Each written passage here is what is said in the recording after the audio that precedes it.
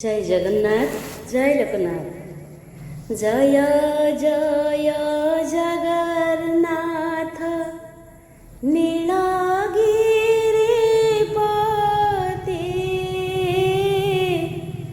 अभिनव जलाधर सुंदर मूर्ति हे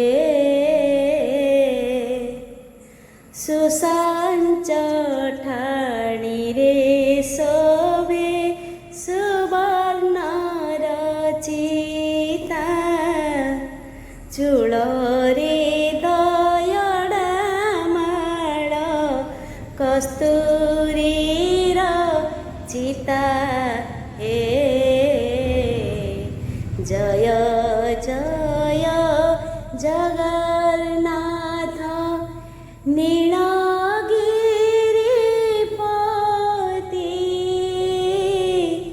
अभिनव जलाधर सुंदर मूर्ति हे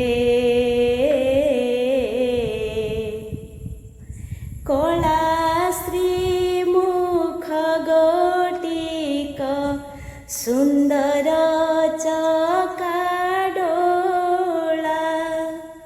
पद्म फूल भितरे कि भृंग करे खेला हे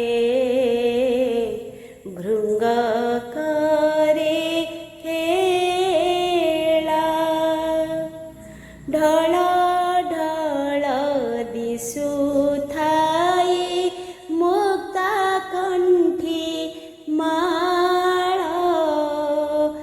मस्तके मयूर चूल दिसे थी सुंदर हे दिसे की सुंदर। श्रीमद् भागवत महापुराणर अमृत वर्षाधारा को पावन स्वरूप करने आमे ताकू पान करने भगवान निकटरे आमे प्रार्थना करिबा से सच्चिदानंद भगवान पदार बिंदरे एई मन को प्राण को समर्पण करिबा। तेबे भागवतरे प्रथमे महात्म्यरू आमे आज जानिमा जे आत्मदेवंकर कथा से आत्मदेव किए जहाँकि भागवतरू आमे कौन शिक्षा करिपरिबा। तो श्रीमद् भागवतर दर्शन रे श्रवण रे पूजारे पाप नाश हुए। श्रीमद् भागवतर श्रवण मात्रे सद्गति मध्य मिले। कथा श्रवणर लाभ आत्मदेव ब्राह्मणर चरित्र बोली कहुजाइछन्ति। बिना दृष्टांतर सिद्धांत केबे भी आमे अनुभव करिपरिबा नहीं, मन को छुई हेब नहीं। तेणु आत्मदेव ब्राह्मणर कथा उदाहरण स्वरूप यदि आमे नबा निश्चित भाव रे आम जीवन रे ताकू काम लगे पारिबा। कथा केवल रूपर नुहे, कथा हेउछि कोन ना लीलार। से लीला हेउछि सत्य। एथिरे कुहा जाथिबा अध्यात्म सिद्धांत मध्य सत्य। किपरि त तुंगभद्रा नदी कूल रे पूर्वे सुंदर सहरटीए थिला। से सहर रे सबु वर्णर लोक माने रहुथिले। ब्राह्मण क्षत्रिय वैश्य शूद्र समस्ते रहुथिले। त समस्ते स्व स्व धर्म भी पालन करुथिले। सत्य कहूथिले, सत्कर्म रे सर्वदा तत्पर रहुथिले। समस्तଙ୍କ भितरे प्रेम थिला, श्रद्धा थिला, विश्वास थिला। सेतेबेले सही सहर रे आत्मदेव नाम रे जणे ब्राह्मण मध्य थिले। समस्त वेदर से थिले जणे विशेषज्ञ। समस्त प्रकार श्रौत स्मार्त समस्त कर्म रे से थिले निपुण। तो मर्त्य रे से जणे द्वितीय मार्तंड अर्थात सूर्यंग भली देखा जाउथिले। देखा जेते सुंदर ज्ञान मध्य थिला सेही परि माने उज्जवल भली। तो आत्मदेवंकर स्त्री नाम थिला धुंदुली। धुंदुली देखा थिला खूब सुंदरी, हेले सी जन अति खराब प्रकृतिर नारी। तांको कथा कहिबा तो निश्चिंत भाव रे तो सी गोटे जिदखोर प्रकृतिर स्त्री लोक जहाँ कहती गाँवली भाषा अलिहुड़ी क्रूर कर्मी ସେ ଘର ଭଙ୍ଗା କଥାରେ ଥିଲେ ପୁରା ଧୁରନ୍ଧର ପ୍ରବୀଣ ପୁରା। ଯେକୌଣସି ଲୋକଙ୍କ ସହିତ ବାର୍ତ୍ତାଳାପ କରିବା ପାଇଁ ସେ କୁଣ୍ଠିତ ହେଉନଥିଲେ। ଆଉ ଗ୍ରାହସ୍ୟ କର୍ମରେ ନିପୁଣା ଥିବା ସହିତ ଅତି କୃପଣ ବି ଥିଲେ, ଲୋଭୀ ବି ଥିଲେ। ତେଣୁ ସୁନ୍ଦରର ଗର୍ବ ମଦମତ ତାକୁ ପାଗଳ କରିଦେଇଥିଲା।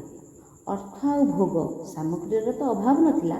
ତେଣୁ ବ୍ରାହ୍ମଣ ଦମ୍ପତି ଆରାମରେ ଥିଲେ। ତ କେବଳ ଘରଦ୍ୱାର ସୁନ୍ଦର ଥିଲେ ମଣିଷ ଆନନ୍ଦ ପାଏ ତା ନୁହେଁ, ସନ୍ତାନ ନଥିଲେ ଘର ମଧ୍ୟ ସୁନ୍ଦର ଦେଖାଯାଏ। ଆତ୍ମଦେବଙ୍କର ସବୁ ଥିଲା, ହେଲେ ସନ୍ତାନଟିଏ ବା ପୁଅଟିଏ ନଥିଲା। ଆତ୍ମଦେବ ପୁତ୍ର କାମନା କଲେ, ଅନେକ ପ୍ରକାର ଧର୍ମ କର୍ମ ବି କଲେ। ଦୀନ ଦୁଃଖୀମାନଙ୍କୁ ଗାଈ, ଭୂମି, ଧନ, ବସ୍ତ୍ର ସବୁ କିଛି ଦାନ କଲେ। ଅଧା ଧନ କେବଳ ବିନିମୟ ହୋଇଗଲା ପୁଅଟିଏ କିପରି ଭଗବାନଙ୍କ ଠାରୁ ପ୍ରାପ୍ତ କରିବେ। ଦାନ କଲେ ସେ ପୁଣ୍ୟର ଫଳରେ ପୁତ୍ର ସନ୍ତାନଟିଏ ପାଇବା ପାଇଁ ତାଙ୍କର ଲାଳସା ବଢ଼ିଲା। ହେଲେ ନିଷ୍ଫଳ ହେବାରୁ ସବୁବେଳେ ଦୁଃଖରେ କାଳାତିପାତ କଲେ। ପ୍ରତ୍ୟେକ ଦିନ ତାଙ୍କ ମନ ଭିତରେ ତାଙ୍କର ବୁଦ୍ଧି, ବିବେକ, ବୈରାଗ୍ୟ ସବୁ କ୍ଷୀର୍ଣ୍ଣ ହୋଇଗଲା। ଆଶା, ବିଶ୍ୱାସ, ଭରସା ସବୁ ଭାଙ୍ଗିଗଲା, ତୁଟିଗଲା। ଗୃହସ୍ଥକର୍ତ୍ତାର ଧର୍ମକର୍ମରେ ଗୃହକର୍ତ୍ତୀର ପୂର୍ଣ୍ଣ ପ୍ରାଣ ସହଯୋଗ ଆବଶ୍ୟକ ପଡ଼ିଥାଏ। ସ୍ତ୍ରୀର ବିନା ସହଯୋଗରେ ସ୍ୱାମୀ ଗ୍ରାହସ୍ଥ୍ୟ ଜୀବନ କେବେ ପୂର୍ଣ୍ଣ କରିପାରେନି। ଯେଉଁ ପୁଣ୍ୟ କରେ ତାହା ପୂର୍ଣ୍ଣ ହେଉଛି ଫଳପ୍ରସୂ ହୋଇନଥାଏ। ତେଣୁ ଏ କଥା ଆମେ ଆତ୍ମଦେବଙ୍କ କଥାରୁ ଜାଣିପାରିବା। ଜଣେ ଜଣଙ୍କର ସପୋର୍ଟର ରହିବାର ଆବଶ୍ୟକତା ରହିଛି। ଆତ୍ମଦେବଙ୍କୁ ଘର ଆଉ ସୁଖ ଲାଗିଲାନି। ସେ ଦିନେ ଘର ଛାଡ଼ିଲେ, ଏକା ଏକା ନିଘଞ୍ଚ ଅରଣ୍ୟ ଭିତରେ ପ୍ରବେଶ କଲେ।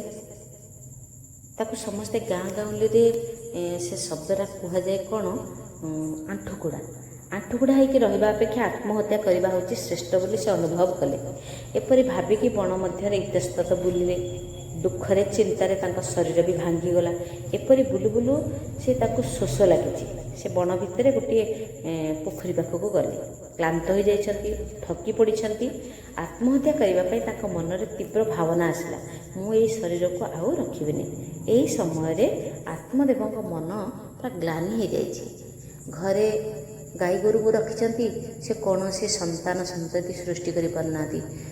ତାଙ୍କର ବାଡ଼ି ବଗିଚାରେ ଫୁଲ ଚାରା, ଫଳ ଚାରା ସବୁ ଲଗେଇଛନ୍ତି, ଫୁଲ ଫଳ ଫୁଟୁନି।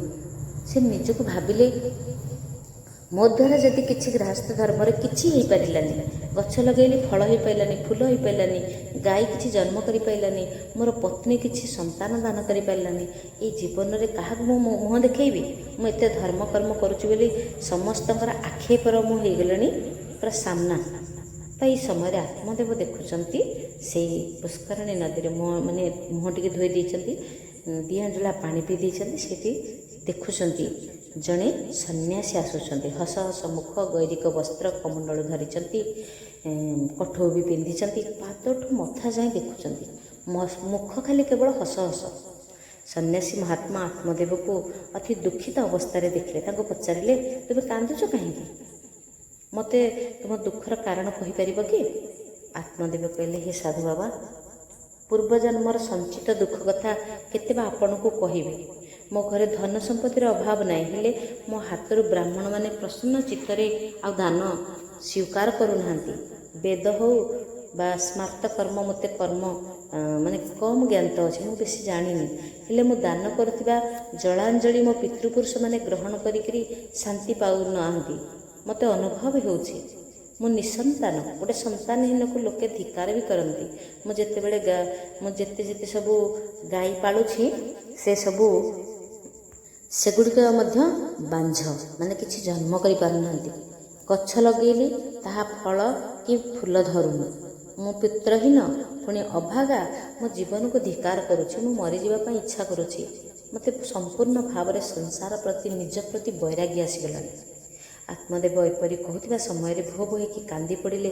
ସାଧୁ ବାବାଙ୍କର ପାଦ ତଳେ ପଡ଼ିଗଲେ। ସନ୍ନ୍ୟାସୀ ଥିଲେ ଯୋଗ ଜନ୍ମା ଜଣେ ସିଦ୍ଧ ପୁରୁଷ। ସେ ଆତ୍ମଦେବଙ୍କୁ କହିଲେ, ହେ ବ୍ରହ୍ମନ୍, ତୁମେ ସନ୍ତାନ ଇଚ୍ଛାକୁ ଛାଡ଼ିଦିଅ, ନିଜ ବିବେକକୁ ଟିକେ ଆଶ୍ରୟ କର, ସଂସାର ବାସନାକୁ ତୁମେ ଛାଡ଼ିଦିଅ। ମୁଁ ତୁମର ପ୍ରକୃତ ପ୍ରାରବ୍ଧକୁ ଦେଖିପାରୁଛି। ତେଣୁ ଏ ସତ କଥାଟି କହୁଛି ଯେ ଏବେ କ'ଣ, 7 ଜନ୍ମରେ ସୁଦ୍ଧା ତୁମେ ସନ୍ତାନ କେବେ ବି ପାଇପାରିବନି। ସନ୍ତାନ ନଥିବାରୁ ସନ୍ତାନ ନଥିବା ଅର୍ଥ ଭଗବାନଙ୍କର ତୁମ ପ୍ରତି ଏହା ଏକ ମହାନ ଆଶୀର୍ବାଦ ବୋଲି ତୁମେ ମନେ କରିବା ଉଚିତ। ହେ ବ୍ରାହ୍ମଣ, ପୂର୍ବେ ସଗର ରାଜାଙ୍କୁ ଅଙ୍ଗରାଜାଙ୍କୁ ଏହି ସନ୍ତାନମାନଙ୍କ ଯୋଗୁଁ ବହୁତ ଦୁଃଖ ବି ଭୋଗ କରିବାକୁ ପଡ଼ିଥିଲା। ପୁତ୍ର ଆଉ ପରିବାର ନଥିବାରୁ ତାର ଅର୍ଥ କ'ଣ ନା ତୁମ ହାତରେ ଆଉ କିଛି ମହତ୍ କାର୍ଯ୍ୟ କରିବା ପାଇଁ ଭଗବାନଙ୍କର ଇଚ୍ଛା ଅଛି। ପୁତ୍ର ତ ଦୁଃଖ ସ୍ୱରୂପ। ବିଷୟ କାମନାକୁ ଛାଡ଼ିଦିଅ, ସନ୍ନ୍ୟାସୀ ହେଇଯାଅ। ସନ୍ନ୍ୟାସୀ ହେଲେ ସୁଖ ହିଁ ସୁଖ ପାଇବ। ତୁମ ଜୀବନରେ ବର୍ତ୍ତମାନ ତୁମକୁ ଆଶୀର୍ବାଦ ସ୍ୱରୂପ ଭଗବାନ ନିଃସନ୍ତାନ କରିଛନ୍ତି। ଈଶ୍ୱର ଆମକୁ ଯେଉଁ ସ୍ଥିତିରେ ରଖିଛନ୍ତି ଆମେ ସେପରି ପରିସ୍ଥିତିରେ ଆନନ୍ଦରେ ରହି ଈଶ୍ୱରଙ୍କୁ ସ୍ମରଣ କରିବା ଉଚିତ। ଥରେ ଏକନାଥ ମହାରାଜ ବିଠଲନାଥଙ୍କ ମନ୍ଦିରକୁ ଦର୍ଶନ କରିବା ପାଇଁ ଯାଇଥିଲେ। ଏକନାଥଙ୍କୁ ଯୋଗ୍ୟ ପତ୍ନୀ ବି ମିଳିଥିଲା। ଏଥିନିମନ୍ତେ ସେ ଭଗବାନଙ୍କୁ ଖୁବ୍ ପ୍ରଶଂସା କରୁଥିଲେ। ସେ ସବୁବେଳେ କହୁଥିଲେ, ମୋତେ ସ୍ତ୍ରୀ ସଙ୍ଗ ମିଳିନି ଯେ ସତ୍ସଙ୍ଗ ମିଳିଛି। କିଛି ସମୟ ପରେ ଭକ୍ତ ତୁକାରାମ ସେହି ମନ୍ଦିରକୁ ଠାକୁର ଦର୍ଶନ ନିମନ୍ତେ ବି ଆସିଲେ। ତୁକାରାମଙ୍କର ପତ୍ନୀ ଥିଲେ ଅତି କର୍କଶ ପତ୍ନୀ ଥାଇକି ସୁଦ୍ଧା ତୁକାରାମ ଭଗବାନ ଏବଂ ଭାଗବତକୁ ପ୍ରଶଂସା କରୁଥିଲେ। ସେ କହୁଥିଲେ, ଭଗବାନ ଯଦି ତୁମେ ମୋତେ ଭଲ ଆଉ ସୁନ୍ଦରୀ ସ୍ତ୍ରୀ ଦେଇଥାନ୍ତ ନା, ତେବେ ମୋର ସମୟ ତା ସହିତ କଟି ଯାଇଥାନ୍ତା ଆଉ ମୁଁ ତୁମକୁ ଭୁଲି ଯାଇଥାନ୍ତି। କର୍କଶ ପତ୍ନୀ ପାଇବା ଦ୍ୱାରା ମୋର ଭଲ ହେଇଛି। ଏକନାଥଙ୍କୁ ଅନୁକୂଳ ପତ୍ନୀ ମିଳିଥିବାରୁ ସେ ସେଥିରେ ଆନନ୍ଦ ଥିଲେ, ଆଉ ତୁକାରାମଙ୍କୁ ପ୍ରତିକୂଳର ପତ୍ନୀ ମିଳିଥିବାରୁ ସିଏ ମଧ୍ୟ ଆନନ୍ଦରେ ଥିଲେ। ଦୁହେଁ ଥିଲେ ନିଜ ନିଜ ପରିସ୍ଥିତିରେ ସନ୍ତୁଷ୍ଟ। ଏହାକୁ ତ କହନ୍ତି ଭଗବାନଙ୍କର ପରମ ଆଶୀର୍ବାଦ ବୋଲି। ଏହି ଉଦାହରଣ ଦେଇକି ଆତ୍ମଦେବ ବ୍ରାହ୍ମଣକୁ ଯୋଗସିଦ୍ଧ ସନ୍ନ୍ୟାସୀ କହୁଛନ୍ତି। ତ ନିଜର ପତ୍ନୀର ମୃତ୍ୟୁ ଯେତେବେଳେ ହେଲା, ସେତେବେଳେ ସନ୍ଥ ନାରସିଂହ ମେହେଟା ଆନନ୍ଦର ସହିତ କହିଥିଲେ, କୁଟୁମ୍ବହୀନ ସ୍ଥାଗଲା। ଏହାଠୁ ଆଉ ଭଲ ଜିନିଷ କିଛି ନାହିଁ, ସବୁଠୁ ଭଲ କଥା। ଏବେ ତ ମୁଁ ଅତି ସୁଖରେ ଅଛି, ନିଶ୍ଚିନ୍ତ ମନରେ ଶ୍ରୀ ଗୋପାଳ ଭଗବାନଙ୍କର ଭଜନ କରୁଛି। ସ୍ତ୍ରୀ ଥିଲେ କହିବା, ଆଜି ଏଇଟା ଦେ, କାଲି ସେଇଟା ଦେ, ଆଜି ଏଇଟା ହେଲାନି, କାଲି ସେଇଟା ଦରକାର। ତୁମେ ବୁଝି ନୟାନ୍ତ ହେଇଯିବ। ନଦୀ ନାରୀ ନିଆଁ କେବେ ବି ତୁମେ ତୃପ୍ତ କରିପାରିବ ନାହିଁ। ତେଣୁ ତୁମେ ଏଥିରୁ ବଞ୍ଚିତ ଥିବାରୁ ଭଗବାନଙ୍କର ଭଜନ କରୁଛ। ତ ଜଣେ ସନ୍ଥଙ୍କର ପତ୍ନୀ ଅନୁକୂଳ ଥିଲା, ଆଉ ଜଣଙ୍କର ପ୍ରତିକୂଳ ଥିଲା, ତୃତୀୟ ଜଣଙ୍କର ପତ୍ନୀ ସଂସାର ଛାଡ଼ି ଚାଲିଗଲା। ତେବେ ତିନି ସନ୍ଥ ନିଜ ନିଜ ପରିସ୍ଥିତିରେ ସନ୍ତୋଷ ପ୍ରକାଶ କରିବାରେ ଲାଗିଲେ। ପ୍ରକୃତ ବୈଷ୍ଣବ ଯେକୌଣସି ପରିସ୍ଥିତିରେ ଭଗବାନଙ୍କର ଅସ୍ତିତ୍ୱକୁ ଅନୁଭବ କରିପାରିବ, ମନକୁ ଶାନ୍ତ କରିପାରିବ, ସନ୍ତୁଷ୍ଟ ରଖିପାରିବ। ମନକୁ ଧୀର ଆଉ ଶାନ୍ତ ରଖିବା ହେଉଛି ସବୁଠୁ ବଡ଼ ପୁଣ୍ୟ। ମାତା ପିତାଙ୍କୁ ପୁତ୍ର ବିଷୟରେ ଖୁବ୍ ଚିନ୍ତା ରହିଥାଏ। ପୁତ୍ରୀଷଣା ସହିତ ଅନେକ ପ୍ରକାରର ବାସନା ମଧ୍ୟ ଆସେ। ପୁତ୍ରୀଷଣା ପରେ ପରେ ବିତେଇଷଣା ଆଉ ପଛେ ପଛେ ଲୋକେଇଷଣା ଆସିଯାଏ। ପୁତ୍ର ସନ୍ତାନ ହେବା ପରେ ସମ୍ପତ୍ତି ହେବା ପରେ ଲୋକରେ ପ୍ରତିଷ୍ଠା ପାଇଁ ମନୁଷ୍ୟ ଆପ୍ରାଣ ଉଦ୍ୟମ କରେ। ପୁତ୍ରୀଷଣା, ପୁତ୍ର ପାଇଗଲା, ପୁତ୍ର ପରେ ଧନ ପାଇବ, ଧନ ପାଇଁ ବିତେଇଷଣା, ତାପରେ ଲୋକେଇଷଣା। କିନ୍ତୁ ମୁଁ ସମ୍ମାନ ପାଇବି, ପ୍ରତିଷ୍ଠା ପାଇବି, ପଦବୀ ପାଇବି, ମୋତେ କିନ୍ତୁ ବହୁତ ଲୋକ ଜାଣିବେ, ସେଇ ପଛରେ ସେ ଅନୁଧାବନ କରି ଜୀବନ ପରିସମାପ୍ତି ଘଟିଯାଏ। ତ ବଂଶ ରକ୍ଷା ନିମନ୍ତେ ସତ୍କର୍ମ କରିବା ଉଚିତ। ପୁତ୍ର ଯଦି ସଦ୍ଗତି ହୋଇପାରିଥାନ୍ତା, ତେବେ ସଂସାରରେ ଯେତେବେଳେ ଲୋକଙ୍କର ପୁତ୍ର ହୋଇଥାଏ ସେମାନେ ସମସ୍ତେ ସଦ୍ଗତି ପାଇଥାନ୍ତେ। ପିତା ଏପରି ଆଶା କଦାପି ରଖିବା ଉଚିତ ନୁହେଁ ଯେ ମୋ ପୁତ୍ର ମୋର ଶ୍ରାଦ୍ଧ କଲେ ମୁଁ ସଦ୍ଗତି ହେବ। ଶ୍ରାଦ୍ଧ କଲେ ତ ପରଲୋକବାସୀ ଜୀବ ଉତ୍ତମ ଯୋନିକି ଯାଇଥାଏ ନା। ଏହା ଫଳରେ ପୁନର୍ବାର ଜନ୍ମ ମୃତ୍ୟୁ ଚକ୍ରରେ ପୁଣି ପଡ଼େ। ଲେଉଟିଆ ଶାଗକୁ ଆମେ ଯେତେ କାଟୁଥିବା ସେ ପୁଣି କ'ଣ ଉଠିବ। ତେଣୁ ପିଣ୍ଡଦାନର ପ୍ରକୃତ ଅର୍ଥ କେହି ବୁଝନ୍ତିନି। ଏହି ଶରୀରକୁ ପିଣ୍ଡ କୁହାଯାଏ। ଏହାକୁ ପରମାତ୍ମାଙ୍କୁ ଅର୍ପଣ କରିବା ହେଉଛି ପ୍ରକୃତ ପିଣ୍ଡଦାନ। ଆମେ କହୁଛେ କ'ଣ, ଗୟା ଯିବା ହାରି ଯାଇକି ସେଠି ପିଣ୍ଡଦାନ କରିଦେବା, ସେ ଚାଉଳ ଅଟା ଇତ୍ୟାଦି ସବୁ ଦେଇଦେବା, ବ୍ରାହ୍ମଣକୁ କିଛି ଦାନ ଦକ୍ଷିଣା ଦେଇକି ଆମେ କ'ଣ କଲୁ ନା ଆଜି ପିଣ୍ଡଦାନ କଲୁ। ତାହା ହେଉଛି ସ୍ଥୂଳ ପିଣ୍ଡଦାନ। ପ୍ରକୃତ ସତ୍ୟ ଆଉ ସୂକ୍ଷ୍ମ, ଯାହାକି ନିଜର ପିଣ୍ଡକୁ ପରମାତ୍ମାଙ୍କୁ ସମର୍ପଣ କରିବା ହେଉଛି ପିଣ୍ଡଦାନ। ମୋତେ ମୋ ଜୀବନକୁ ପରମାତ୍ମାଙ୍କ ପାଖରେ ଅର୍ପଣ କରିଦେବା ଉଚିତ, ଏପରି ଭାବନା ରଖିବା ଉଚିତ। ତେବେ ଯାଇକି ଜୀବନ ସାର୍ଥକ ହେବ ଆଉ ପିଣ୍ଡଦାନ ହିଁ ସଫଳ ହେବ। ଅନ୍ୟଥା ଯଦି ଚାଉଳ ଚୂନା ଅଟାର ପିଣ୍ଡ ଦାନରେ ମୁକ୍ତି ମିଳିଯାଉଥାନ୍ତା ତେବେ ତ ମୁନି ଋଷି ଯୋଗୀ ସିଦ୍ଧ ସାଧକ ତାଙ୍କ ଜପ ତପ ଧ୍ୟାନ ସବୁକୁ ଛାଡ଼ିକି ସାଧନା ପନ୍ଥାକୁ ଆଉ ଆଗକୁ ବଢ଼ାନ୍ତେନି। ସେ ତ ସେମିତି କରିଦିଅନ୍ତେ, ସେଗୁଡ଼ାକ ତ ଅଭାବ ନାହିଁ ନା। ତା ଜୀବନ ମୃତ୍ୟୁର ତ୍ରାସରୁ ବା ଦୁଃଖରୁ ବା ଜଞ୍ଜାଳରୁ ମୁକ୍ତି ପାଇବାକୁ ହେଲେ କେବଳ ସତ୍କର୍ମ କରିବାକୁ ପଡ଼ିବ। ସେହି ସତ୍କର୍ମ ନିଜ କୃତ ହୋଇଥିବା ଆବଶ୍ୟକ, ନିଜେ କରିଥିବ। ନିଜକୁ ନିଜ ଆତ୍ମାର ଉଦ୍ଧାର କରିବାକୁ ହେଇଥାଏ। ଜୀବ ନିଜେ ନିଜର ଉଦ୍ଧାର କରିବା ପାଇଁ ସମର୍ଥ। ତେଣୁ ଗୀତାରେ 6ଠ ଅଧ୍ୟାୟରେ ଆତ୍ମସଂଯମ ଯୋଗରେ 5 ନମ୍ବର ଶ୍ଲୋକରେ ମନେ ପଡ଼ୁଛି, ଉଦ୍ଧରେଦାତ୍ମନାତ୍ମାନଂ ନାତ୍ମାନମ ବସାଦୟେତ୍। ମନୁଷ୍ୟ ନିଜେ ନିଜ ଆତ୍ମାକୁ ସଂସାର ସମୁଦ୍ରରୁ ଉଦ୍ଧାର କରିବା ଉଚିତ। ନିଜ ଆତ୍ମାକୁ ଅଧୋଗତି ଆଡ଼କୁ ନ ନେବା ଉଚିତ। ନିଜେ ଯିବ, ଯଦି ତା ଆତ୍ମାର ଉଦ୍ଧାର କରିବନି ତେବେ ଆଉ କିଏ କରିବେ ଯେ? ମନୁଷ୍ୟ ନିଜେ ହିଁ ନିଜର ହିତକାରୀ। ଯଦି ନିଜେ ନିଜର ଶ୍ରେୟ ସାଧନ ନ କରିବ ତେବେ ଅନ୍ୟ କେହି ଅଥବା ପୁତ୍ର ସନ୍ତାନ କ'ଣ କରିପାରିବ? କିଛି କରିପାରିବେନି। ଯେ ପର୍ଯ୍ୟନ୍ତ ପ୍ରତ୍ୟକ୍ଷ ଈଶ୍ୱର ଅନୁଭୂତି ନ ହେଇଛି ସେ ପର୍ଯ୍ୟନ୍ତ ଜ୍ଞାନ କେବେ ହୁଏନି, କେବେ ମୁକ୍ତି ବି ମିଳେ ନାହିଁ। ମୃତ୍ୟୁ ପୂର୍ବରୁ ଯିଏ ଭଗବାନଙ୍କୁ ଅନୁଭବ କରେ ତାକୁ ହିଁ କେବଳ ମୁକ୍ତି ମିଳେ। ପରମାତ୍ମାଙ୍କ ଅପରୋକ୍ଷ ସାକ୍ଷାତକାର ବିନା ମୁକ୍ତି କଦାପି ମିଳିପାରେନି। ଏହା ଜାଣିକି ସୁଦ୍ଧା ମନୁଷ୍ୟ ମୃତ୍ୟୁକୁ ଲଙ୍ଘନ କରିବାରେ ଲାଗି ପଡ଼ିଛି। ପରମପଦ ପ୍ରାପ୍ତ ତା ପାଖରେ ଅନ୍ୟ ଆଉ କିଛି ପନ୍ଥା ନାହିଁ। ଭଗବାନଙ୍କୁ ପ୍ରଥମେ ଜାଣିବାକୁ ପଡ଼ିବ। ଖାଲି ଶ୍ରାଦ୍ଧ କରିଦେଲେ କିଛି ଲାଭ ହେବନି କି ମୁକ୍ତି ମିଳିପାରିବନି। ନିଜର ପିଣ୍ଡଦାନ କରିବା ଅର୍ଥାତ୍ ନିଜ ଶରୀରକୁ ଯଦି ପରମାତ୍ମାଙ୍କୁ ଅର୍ପଣ କରିପାରିବା ତେବେ ତାହେଲେ ଆମର କଲ୍ୟାଣ ହିଁ ହେବ। ନିଜର ପିଣ୍ଡଦାନ ନିଜେ ନିଜ ହାତରେ କରିବା ଉଚିତ। ଏହା ହିଁ ସବୁଠାରୁ ଉତ୍ତମ କଥା। ଯାହା ପିଣ୍ଡରେ ଅଛି ତାହା ବ୍ରହ୍ମାଣ୍ଡରେ ଅଛି। ତେଣୁ ନିଜେ ନିଜର ପିଣ୍ଡଦାନ ରୂପୀ ପରମ କଲ୍ୟାଣପ୍ରଦ କାମ କରିବା ଉଚିତ। ମହାତ୍ମାଙ୍କ ଠାରୁ ଏପରି କଥା ଶୁଣି ଆତ୍ମଦେବଙ୍କର ମନକୁ ତାହା ପାଇଲାନି। ତାଙ୍କୁ ସାଧାରଣ ବୋଲି ଅନୁଭବ ହେଲା। ସେ କହିଲେ, ଆପଣଙ୍କ ଭଳି ସନ୍ନ୍ୟାସୀମାନେ ପୁତ୍ର ସୁଖ କ'ଣ ତାହା ଜାଣନ୍ତି ନାହିଁ। ତେଣୁ ଆପଣ ଏପରି କଥା ମୋତେ କହୁଛନ୍ତି। ମାତା ପିତାଙ୍କର କୋଳରୁ ଶିଶୁପୁତ୍ର ଅତି ଗନ୍ଧିଆ କଲେ ସୁଦ୍ଧା ତାଙ୍କୁ ତାହା ଭଲ ଲାଗେ। ସେମାନେ ପ୍ରତିଦିନ ପଙ୍କରେ ଲେଉଟିବେ, ପଶିବେ, ଅପରିଷ୍କାର କରିବେ, ପୁଣି ଆସିକି ଧୋଇ ହେବେ। ତେଣୁ ତାଙ୍କୁ ସେଇଟା ସୁଖ। ଘୁଷୁରୀ ପଙ୍କେ ଲୁଟେ, ତାକୁ ପାଚିଲା କଦଳୀ ସ୍ୱାଦ ଲାଗେ। ଯେତେବେଳେ ସଂସାରରେ ଆବଦ୍ଧ ହୋଇଯାଇଥିବ ସେତିକି ବେଳେ କେବଳ ସଂସାରିକ ଜିନିଷ ଭଲ ଲାଗିବ। ସେ ଦୁଃଖ ଦେଉ ପଛେ ତା ପଛରେ ଦୌଡ଼ିଥିବା, ତାହା ହେଉଛି ତାର ପ୍ରକୃତି, ନିଜ ସ୍ୱଭାବ। ଅସୁଖରେ ସୁଖ ଅନୁଭବ କରିବା ହେଉଛି ସାଂସାରିକ ନ୍ୟାୟ। ମହାତ୍ମା ଆତ୍ମଦେବଙ୍କୁ ବହୁତ ପ୍ରକାର ବୁଝେଇଲେ, ତେବେ ସୁଦ୍ଧା ସେ ବୁଝିପାରିଲେନି। କହିଲେ, ମୋତେ ପୁତ୍ର ଦିଅନ୍ତୁ, ନହେଲେ ମୁଁ ପ୍ରାଣତ୍ୟାଗ କରିବି। ଆତ୍ମଦେବଙ୍କର କଥା ଶୁଣିକି ମହାତ୍ମାଙ୍କ ମନରେ ଗୋଟେ ଦୟା ହେଲା। ସେ ଗୋଟିଏ ଫଳ ବାହାର କଲେ, ତାଙ୍କ ସେ ଗୌରିକ ଝୁଲାମୁଣି ତାଙ୍କୁ ଦେଲେ। କହିଲେ, ନିଅ, ତମ ସ୍ତ୍ରୀଙ୍କୁ ଖାଇବାକୁ ଦେବ। ଜଣେ ସିଦ୍ଧ ସାଧୁଙ୍କ ହସ୍ତରୁ ଦିଆଯାଇଥିବା ଫଳଟିକୁ ବିଶ୍ୱାସର ସହିତ ଭୋଜନ କଲେ ପରମାତ୍ମା କୃପା କରି ତୁମକୁ ସନ୍ତାନଟିଏ ନିଶ୍ଚିତ ଭାବରେ ଦାନ କରିବେ। ଏପରି ଫଳ ଖାଇଲେ ତାଙ୍କର ଗୋଟିଏ ଯୋଗ୍ୟ ପୁତ୍ର ଜନ୍ମ ହେବ ବୋଲି ବିଶ୍ୱାସ ହେଇଗଲା। ଆତ୍ମଦେବ ଫଳ ଧରିଲେ ଆଉ ଘରକୁ ଆନନ୍ଦରେ ପ୍ରତ୍ୟାବର୍ତ୍ତନ କଲେ। ନିଜ ସ୍ତ୍ରୀକୁ ତାହା ଖାଇବା ପାଇଁ ଦେଲେ। ଧୁନ୍ଦୁଲି କିନ୍ତୁ ଫଳ ଖାଇବା ବଦଳରେ ତାଙ୍କ ସହିତ ଯୁକ୍ତିତର୍କ କରିବାକୁ ଲାଗିଲା। ସେ ଜାଣିଲା ଯେ ଫଳ ଖାଇଲେ ତାର ନିଶ୍ଚିନ୍ତ ଭାବରେ ପୁଅ ଜନ୍ମ ହେବ। ପୁଅ ହେଲେ ତାର ଜଞ୍ଜାଳ ବଢ଼ିବ, ତାର ଲାଳନ ପୋଷଣ କରିବାକୁ ପଡ଼ିବ, ବହୁତ ସମୟ ବି ବିତିଯିବ, ତାକୁ ବି ବହୁତ କଷ୍ଟ ହେବ। ତେଣୁ ଧୁନ୍ଦୁଲି ସ୍ୱାମୀ ସହିତ ଯୁକ୍ତିତର୍କ କରିବା ପରେ ସବୁ କଥା ଯାଇକି ତା ସାନ ଭଉଣୀକି କହିଲା।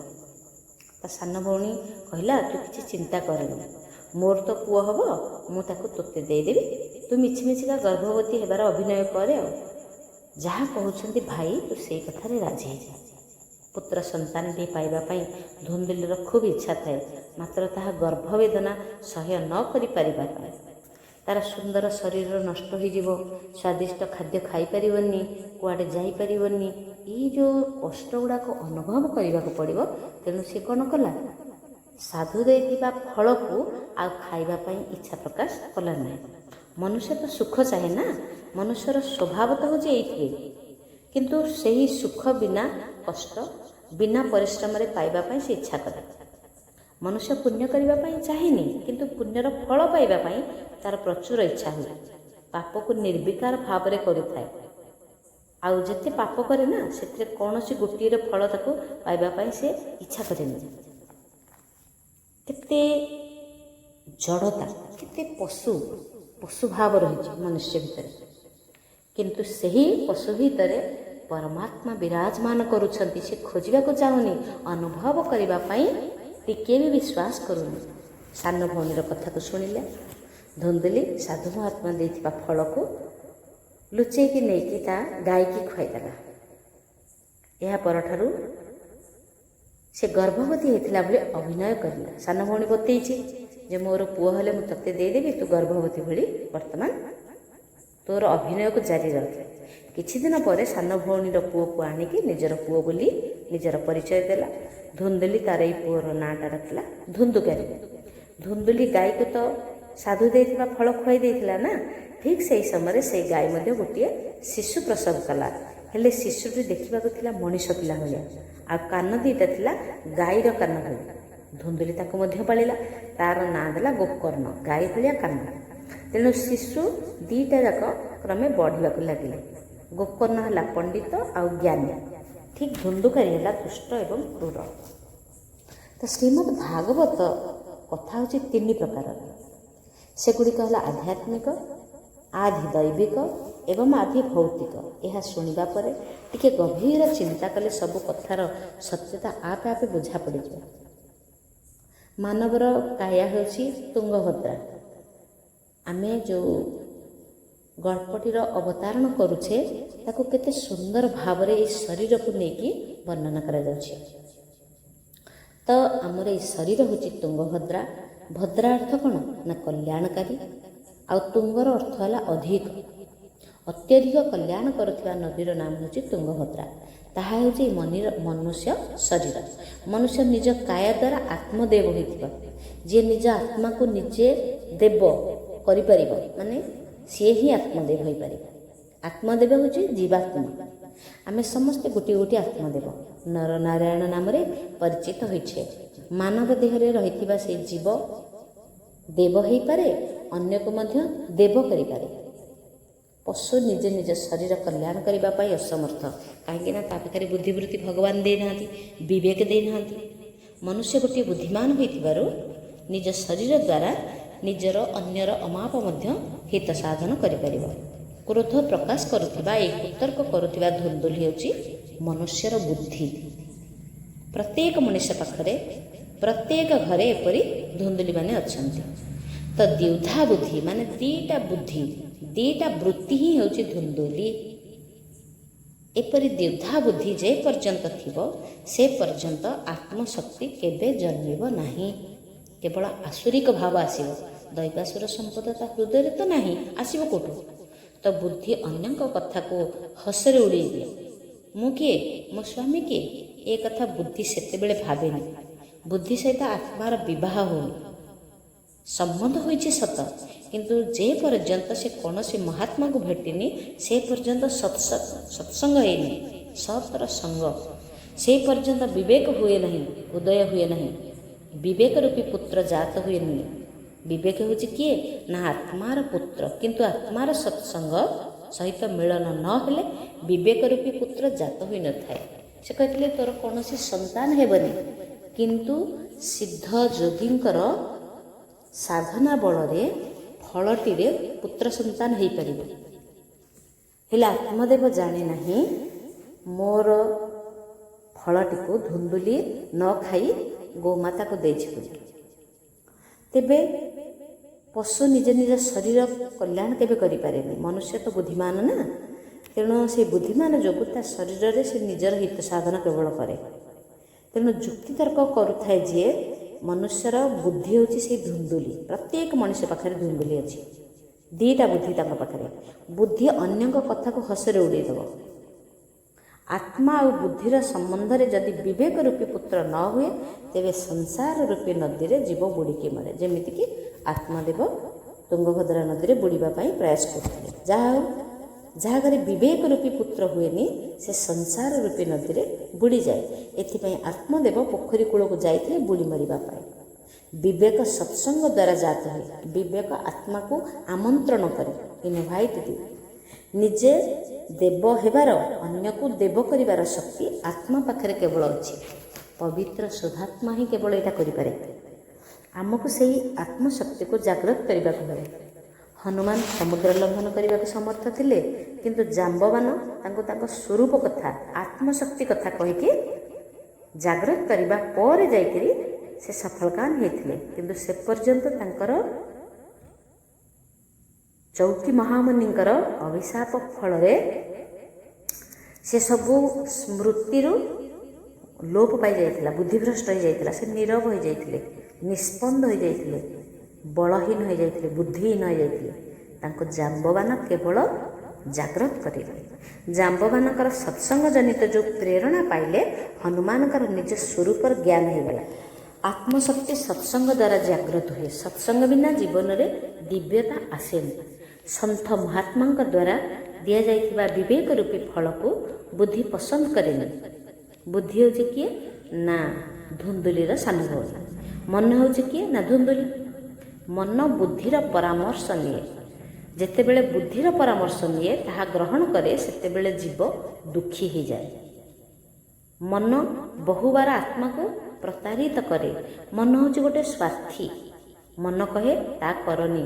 ମନ ବୁଦ୍ଧିର ପରାମର୍ଶ ନେବା ଅପେକ୍ଷା ଈଶ୍ୱରଙ୍କ ପରାମର୍ଶ ନେବା ଉଚିତ। ଯେତେବେଳେ କିଛି ପରାମର୍ଶ ନେବା ଦରକାର ପଡ଼େ, ସେତେବେଳେ ଈଶ୍ୱରଙ୍କର ପରାମର୍ଶ ହିଁ ନେବା ପ୍ରତ୍ୟେକ ବୁଦ୍ଧିମାନ ପୁରୁଷର କର୍ମ ହେବା ଉଚିତ।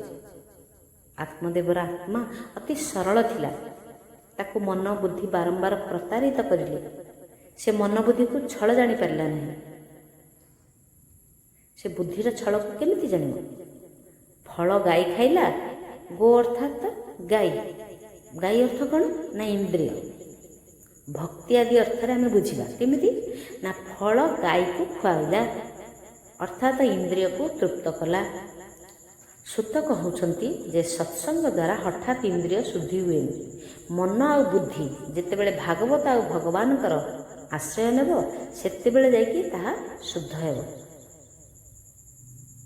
ତ ଧୁନ୍ଦୁକାରୀ ଏଠି କିଏ? ଧୁନ୍ଦୁକାରୀ ସେ ସବୁ ସମୟରେ ଦ୍ରବ୍ୟ ସୁଖ, କାମ ସୁଖ ଖୋଜେ। ସେ ହିଁ ଧୁନ୍ଦୁକାରୀ। ଯାହା ଜୀବନରେ ଧର୍ମ ନାହିଁ, କିନ୍ତୁ କାମ ସୁଖ ଆଉ ଦ୍ରବ୍ୟ ସୁଖ ପ୍ରଚୁର ଅଛି, ସିଏ ପ୍ରକୃତରେ ଧୁନ୍ଦୁକାରୀ। ଧୁନ୍ଦୁଲି ଏବଂ ଆତ୍ମଦେବଙ୍କର ପୁତ୍ର। ସୂତ ଆମକୁ ସାବଧାନ କରିଦେବା ଉଦ୍ଦେଶ୍ୟରେ କ'ଣ କହୁଛନ୍ତି? ନା ଧୁନ୍ଦୁକାରୀ ବଡ଼ ହେଲା, 5 ଜଣ ଗଣିକାଙ୍କର ବଶରେ ରହିଗଲା। ସେ 5 ଜଣ ଗଣିକା କିଏ? ଶବ୍ଦ, ସ୍ପର୍ଶ, ରୂପ, ରସ ଆଉ ଗନ୍ଧ। ଏହା ହେଉଛି 5ଟି ବିଷୟ, ଯାହା ଗୋଟିଏ ଗୋଟିଏ ଗଣିକା। এই 5ଟା ବିଷୟ ବିଷୟାସକ୍ତ ଜୀବ ଧୁନ୍ଦୁକାରୀକୁ ବନ୍ଧନରେ ରଖିଥାଏ। ସୂତ କହୁଛନ୍ତି ଧୁନ୍ଦୁକାରୀ ଶବ ହାତରୁ ଖାଉଥିଲା, ଅର୍ଥାତ୍ ମୁର୍ଦାରର ହାତ ଛୁଆଁ ହୋଇଥିବା ଖାଦ୍ୟ ସେ ଖାଉଥିଲା। ଶବଟା କିଏ? ଶବର ହାତ କହିଲେ କ'ଣ ବୁଝାଯାଏ? ଆମେ ଏଠି କ'ଣ ବୁଝିବା? ଶବ ହସ୍ତେନ ଭୋଜନମ୍ ବୋଲି ଲେଖା ଅଛନ୍ତି। ଆମେ କେମିତି ବୁଝିବା? ଯେଉଁ ହାତ କେବେ ବି ପରର ଉପକାର କରେନି, ସେଇ ହାତ ହେଉଛି ଶବର ହାତ। ଶବ ହେଉଛି ନିଷ୍କ୍ରିୟ, କିଛି କରିପାରେନି। ଆମେ ବଞ୍ଚି ଥାଉ ଥାଉ ଯଦି ଦାନ ପୁଣ୍ୟ କିଛି ନ କରିଛେ, ପରର ଉପକାର ନ କରିଛେ, ପୂଜା ଜପ ଧ୍ୟାନ ନ କରିଛେ, ତେବେ ଏଇ ହାତଟା ହେଉଛି ଗୋଟେ ଶବର ହାତ, ଡେଡ୍ ହ୍ୟାଣ୍ଡ। ଧୁନ୍ଦୁକାରୀ ସ୍ନାନ ଶୌଚାଦି କ୍ରିୟା କରୁନଥିଲା। କାମୀ ଥିଲା ସତ। ସେ ଗାଧୋଇବା ଭଳି ସ୍ନାନ ତ ନିଶ୍ଚୟ କରୁଥିବ, କିନ୍ତୁ ସ୍ନାନ ପରେ ଯେଉଁ ସନ୍ଧ୍ୟା ସେବା ନ କଲେ ସେହି ସ୍ନାନ ହେଉଛି ବ୍ୟର୍ଥ ବୋଲି ଅନୁଭବ କରିବା। ସେ ସ୍ନାନ କରୁନଥିଲା ବୋଲି କୁହାଯାଇଛି। ସ୍ନାନ କରିବା ଅର୍ଥ କେବଳ ଶରୀରକୁ ସୁସ୍ଥ ସ୍ୱଚ୍ଛ ରଖିବା ନୁହେଁ।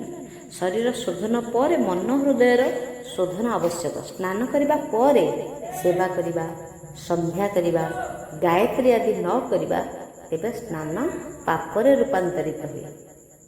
ବ୍ରାହ୍ମଣ ଘରେ ଜନ୍ମ ନେଇଛି, ସ୍ନାନ ପରେ ଯଦି ତର୍ପଣ ନ କଲା, ସେବା ନ କଲା, ଗାୟତ୍ରୀ ବନ୍ଦନ ନ କଲା, ତେବେ କ'ଣ ସେ ଜନ୍ମର କିଛି ସାର୍ଥକତା ଅଛି? କିଛି ବି ନାହିଁ। ଶାସ୍ତ୍ରରେ 3 ପ୍ରକାର ସ୍ନାନ କଥା ଅଛନ୍ତି। କିପରି ନା ସେଥିମଧ୍ୟରୁ ଋଷି ସ୍ନାନ ହେଉଛି ଶ୍ରେଷ୍ଠ। ଯେଉଁମାନେ କି ଉଷା କାଳରେ 4ଟାରୁ 5ଟା ବେଳେ ସ୍ନାନ କରିଥାନ୍ତି ତାକୁ କୁହାଯାଏ କ'ଣ? ଋଷି ସ୍ନାନ। 5ଟାରୁ 6ଟା ଭିତରେ ଯେଉଁ ସ୍ନାନ କରାଯାଏ ତାକୁ କୁହାଯାଏ ମନୁଷ୍ୟ ସ୍ନାନ। 6ଟା ପରେ ଯେଉଁ ସ୍ନାନ କରାଯାଏ ତାହା ହେଉଛି ରାକ୍ଷସୀ ସ୍ନାନ। ଭଗବାନ ସୂର୍ଯ୍ୟନାରାୟଣ ଉଦିତ ହେବା ପରେ ଦାନ୍ତ ଘଷିବା, ଶୌଚ ଆଦି କରିବା ଯୋଗ୍ୟ ନୁହେଁ। ସୂର୍ଯ୍ୟ ହେଉଛନ୍ତି ବୁଦ୍ଧିର ସ୍ୱାମୀ। ତାଙ୍କର ସନ୍ଧ୍ୟା କଲେ ବୁଦ୍ଧି ସତେଜ ରହେ। ସ୍ନାନ ଆଉ ସନ୍ଧ୍ୟା ନିୟମିତ କରିବା ଉଚିତ। ସମ୍ୟକ ଧ୍ୟାନକୁ କୁହାଯାଏ କ'ଣ? ନା ସନ୍ଧ୍ୟା। ପ୍ରତ୍ୟେକ ସତ୍କର୍ମ ନ କରି ଯେଉଁ ଭୋଜନ କରାଯାଏ ତାହା କେବଳ ଭୋଜନ ନୁହେଁ, ପାପର ପ୍ରାସନ୍ନ ବୋଲି ଜାଣିବାକୁ ହୁଏ। କେମିତି? ଆମେ ଗୀତାରେ 3ୟ ଅଧ୍ୟାୟର 13 ଶ୍ଲୋକରେ ଗୋଟେ ପଢ଼ିଥିଲେ, ଭୁଞ୍ଜତେ ତେ ତ୍ୱଗଂ ପାପା ୟେ ପଚନ୍ତ୍ୟାତ୍ମକାରଣାତ୍। ଯେଉଁ ପାପୀମାନେ ନିଜ ଶରୀର ପୋଷଣ ନିମନ୍ତେ ଅର୍ଣ୍ଣୋତ୍ପାଦନ କରନ୍ତି ସେମାନେ ପାପକୁ ଭୋଜନ କରିଥାନ୍ତି। ତେଣୁ ସବୁବେଳେ ସତ୍କର୍ମ କରିବା ଉଚିତ। ଆୟୁଷ୍ର ସଦୁପଯୋଗ କରିବା ଉଚିତ। ପ୍ରତ୍ୟେକ କ୍ଷଣ ହେଉଛି ମୂଲ୍ୟବାନ। ଶରୀର ଅର୍ଥାତ୍ ତନ ମନକୁ ଦଣ୍ଡ ଦେଲେ ପାପ କ୍ଷୟ ହୁଏ, ପୁଣ୍ୟ ବୃଦ୍ଧି ହୁଏ। ନିଜ ମନକୁ ନିଜେ ଦଣ୍ଡ ଦେବା ନାହିଁ ତ ଆଉ କିଏ ଦେବ? ମୋର ଜିଭକୁ ଦାନ୍ତ କାମୁଡ଼ିଲା, ମୁଁ କାହାକୁ ଅଭିଯୋଗ କରିପାରିବି କି? ନାହିଁ। ଠିକ୍ ସେହିପରି ମଣିଷ ନିଜ ମନକୁ ନିଜେ ଦଣ୍ଡ ଦେଲେ ତା ମନଟା ସୁଧୁରିଯିବ। ମନଟା କୁମନରୁ ସୁମନ ହୋଇଯିବ। ଭକ୍ତି ସୁମନ ଭଗବାନଙ୍କ ନିକଟରେ ଅର୍ପଣ କରିଦେଲେ ଏଇ ଜନ୍ମଟା ସାର୍ଥକ ହୋଇଯିବ। ତ ପୁତ୍ର ଧୁନ୍ଦୁକାରୀର ଦୁରାଚରଣ ଦେଖିକି ପିତା ଆତ୍ମଦେବକୁ ଦୁଃଖ ବି ହେଲା। ସେ ଗ୍ଲାନିରେ ନିଜକୁ ନିଜେ ତିରସ୍କାର କରିବାରେ ଲାଗିଲେ। ପୁତ୍ରହୀନ ହୋଇକି ରହୁଥିଲେ, ବରଂ ଭଲ ହୋଇଥାନ୍ତା ବୋଲି ସେ ସବୁବେଳେ ଚିନ୍ତା କରିବାରେ ଲାଗିଲେ। ଧୁନ୍ଦୁକାରୀ ପିତୃ ଅର୍ଜିତ ସମସ୍ତ ସମ୍ପତ୍ତିକି ନାଶ କଲା, ବ୍ୟୟ କଲା। ପରିଶେଷରେ ମାତା ପିତାଙ୍କୁ ମଧ୍ୟ ପିଟିବାରେ ଲାଗିଲା। ପିତା ଆତ୍ମଦେବଙ୍କର ଦୁଃଖ ଦେଖି ଗୋକର୍ଣ୍ଣ ତାଙ୍କ ପାଖକୁ ଆସିଲେ। ଗୋକର୍ଣ୍ଣ ପିତାଙ୍କୁ ବୈରାଗ୍ୟର ଉପଦେଶ ଦେଲେ। ଏହି ସଂସାର ହେଉଛି ଅସାର, ଘୋର ଦୁଃଖ, ମୋହର ବନ୍ଧନ ହେଉଛି ଏ ସଂସାର। ସାଧୁଙ୍କ ପ୍ରଦତ୍ତ ଫଳର ପୁଣ୍ୟ ହେଉଛି ଗୋକର୍ଣ୍ଣ। ତେଣୁ ସାଧୁ ଭାଷା ହିଁ କହିବ। ସାଧନାର ମାର୍ଗରେ ସେ ଚାଲୁଛନ୍ତି। ପୁତ୍ର ଆଉ ଧନ ଥାଇ କିଛି ଲାଭ ନାହିଁ। ସଂସାର ହେଉଛି ଗୋଟେ ମାୟାର ପୁତ୍ର। ମାୟା ଅର୍ଥାତ୍ ସବୁ କିଛି ମିଛ, ସର୍ବଦା ମିଥ୍ୟା। ତେଣୁ ସଂସାର ହେଉଛି ଅବାସ୍ତବ, ତାହାର କିଛି ରିଅଲିଟି ନାହିଁ। ଏଇଲେ ଅଛି, ନଥିଲା, ଆଗକୁ ବି ରହିବନି, ଆମେ ଜାଣିନେ। ତ ଗୋକର୍ଣ୍ଣ ପିତାଙ୍କୁ ସତ୍ ଉପଦେଶ ଦେଇକି କହିଲେ, ଆପଣ ଏଇ ଅସାର ସଂସାର ପରିତ୍ୟାଗ କରି ବାନପ୍ରସ୍ଥ ଅବଲମ୍ବନକାରୀ ରୂପେ ବନଗମନ କରନ୍ତୁ। ଗୃହର ମୋହ ତ୍ୟାଗ କରନ୍ତୁ। ଏ କଥାକୁ ନିଜେ ବୁଝିଲେ ସ୍ୱତଃ ଏ ସମସ୍ତ ପରିତ୍ୟାଗ କରନ୍ତୁ। ସମସ୍ତ ପରିତ୍ୟାଗ କଲା ପରେ ତାହେଲେ ଠିକ୍ ହେଇପାରିବ। ତାହା ନ କଲେ କ'ଣ ହେବ? କାଳ ଆସିବ, ଜବରଦସ୍ତ ସବୁ ଛଡ଼େଇକି ନେଇଯିବ। ଇନ୍ଦ୍ର ଆଉ ଚକ୍ରବର୍ତ୍ତୀ ରାଜା ମଧ୍ୟ ସୁଖୀ ନୁହନ୍ତି। ବିରକ୍ତ ଆଉ ଏକାନ୍ତବାସୀ ହେଉଛନ୍ତି ପ୍ରକୃତ ସୁଖ। ଏହି ରାଜ୍ୟ ଲାଳସା ଧନ ସମ୍ପତ୍ତିରେ ସୁଖ ନଥାଏ, ସେଥିରେ ଦୁଃଖ ହିଁ ଦୁଃଖ, ଶୋକ ହିଁ ଶୋକ। ଯିଏ ଭଗବାନଙ୍କ ପାଇଁ ସଂସାରରୁ ବିରକ୍ତ ହେଲା, ଭଗବାନଙ୍କ ପାଇଁ ଆସକ୍ତ ହେଲା, ସେହି ବୈରାଗ୍ୟବାନ ପୁରୁଷ ଶାନ୍ତ ସ୍ୱଭାବର ଆନନ୍ଦକୁ ଉପଭୋଗ କରିପାରିବ। ପ୍ରେମକୁ ସିଏ ଆସ୍ୱାଦନ କରିପାରିବ। ଭାଗବତ ମହାତ୍ମ୍ୟର 4ର୍ଥ ଅଧ୍ୟାୟର ଶ୍ଲୋକ 79ରେ ବଢ଼ିଆ ଶ୍ଲୋକଟି ଅଛନ୍ତି, ମିଠା ଶ୍ଲୋକଟି ଅଛି। ଦେହେସ୍ତି ମାଂସ ରୁଧିରେ ଭୀମତିଂ ତ୍ୟଜତମ୍ ଜୟା ସୁତାଦିଷୁ ସଦା ମମତାଂ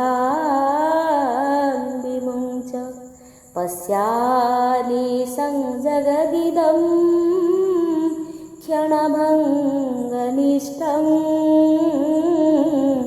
ବୈରାଗ୍ୟରାଗରସିको ଭବଭକ୍ତିନିଷ୍ଠଃ। ଏହି ଶରୀର ଅସ୍ଥି, ମାଂସ, ରକ୍ତର ଗୋଟେ ପିଣ୍ଡୁଳା। ଏହାକୁ ନିଜର ବୋଲି ମନେ କରିବା ଛାଡ଼ି ଦିଅନ୍ତୁ। ସ୍ତ୍ରୀ ପୁତ୍ରାଦିର ମମତାକୁ ବି ପରିତ୍ୟାଗ କରିଦିଅନ୍ତୁ। ଏହି ସଂସାର ହେଉଛି କ୍ଷଣଭଙ୍ଗୁର।